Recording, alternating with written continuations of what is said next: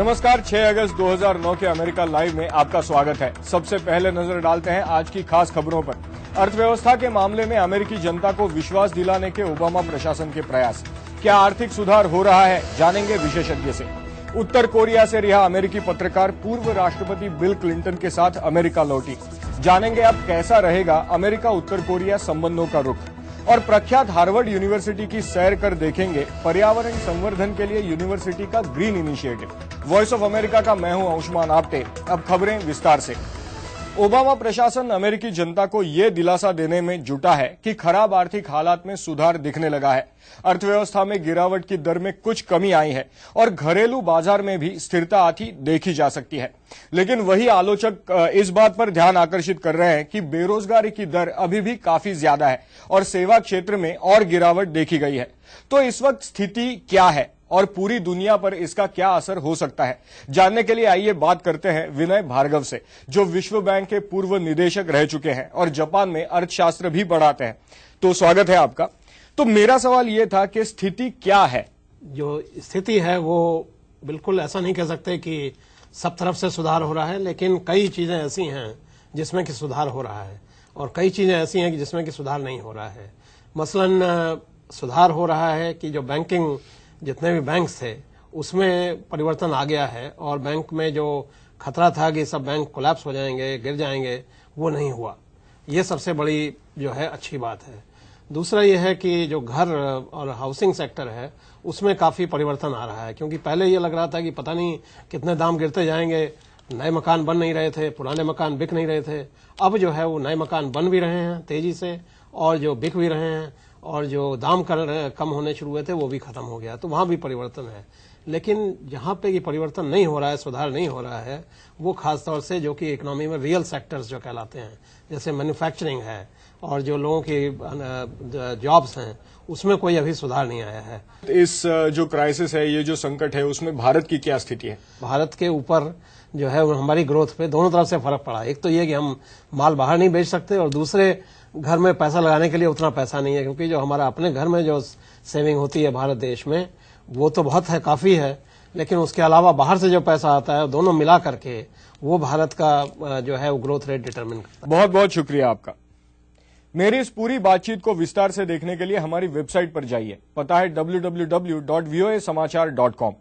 उत्तर Korea द्वारा रिहा किए जाने के बाद स्वदेश लौटने पर अमेरिकी महिला पत्रकार लॉरा लिंग और यूना ली का भावपूर्ण स्वागत हुआ। उन्हें छुड़ाने के पूर्व राष्ट्रपति बिल क्लिंटन के प्रयासों की सराहना भी हो रही है। लेकिन सवाल ये भी उठ रहे हैं कि इस घटना के बाद उत्तर कोरिया के साथ अमेरिका के संबंधों की दिशा क्या होगी।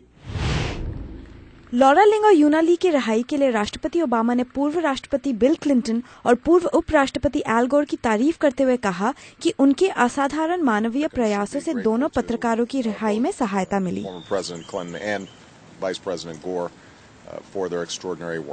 ओबामा प्रशासन इस यात्रा को निजी मानवीय मिशन बताकर यह साफ करना चाहता है कि पत्रकारों की रिहाई अमेरिका और उत्तर कोरिया के रिश्तों से जोड़कर नहीं देखा जाना चाहिए।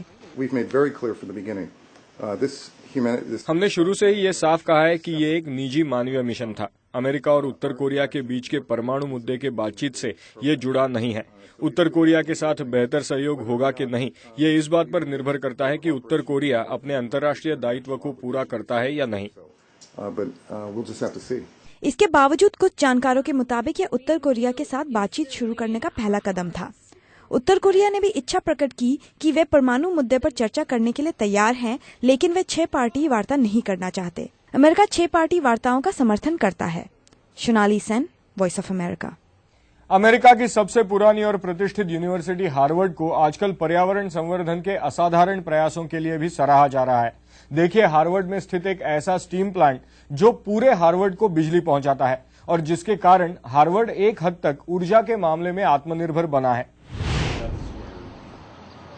बॉस्टन का विश्वविख्यात हार्वर्ड विश्वविद्यालय का कैंपस, और ये है हार्वर्ड का ब्लैकस्टोन स्टीम प्लांट। ठंड के मौसम में जब हार्वर्ड को हीटिंग की जरूरत होती है तो इसी प्लांट के बॉयलर्स लगभग 80% हीटिंग की मांग को पूरी करते हैं। यानी कि ये स्टीम प्लांट पूरे हार्वर्ड के लिए 7% बिजली पैदा करता है। ब्लैकस्टोन स्ट्रीट पर बनी ये बिल्डिंग पर्यावरण बेहतर करने वालों के लिए किसी मिसाल से कम नहीं।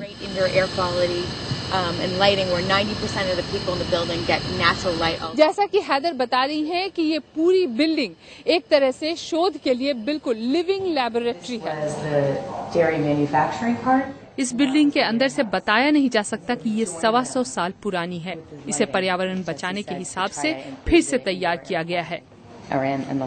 प्लैटिनम रेटिंग वाली इस बिल्डिंग में ज्यादा से ज्यादा चीजें रिसाइकल की गई हैं। दिन की रोशनी का ज्यादा से ज्यादा उपयोग, यही नहीं बाथरूम्स में ज्यादा पानी और कम पानी के लिए अलग अलग बटन्स हैं। This is half of the water that this one is. Every light has an individual sensor in the middle. और सबसे बड़ी बात ये कि यहाँ के पूरे दफ्तर में लाइट्स किसी के ना होने पर अपने आप बुझ जाती हैं और अगर कमरे में रोशनी ज्यादा है तो वे अपने आप धीमी हो जाती हैं। बॉस्टन में अमीश श्रीवास्तव के साथ मैं विदुषी सिन्हा, वॉइस ऑफ अमेरिका।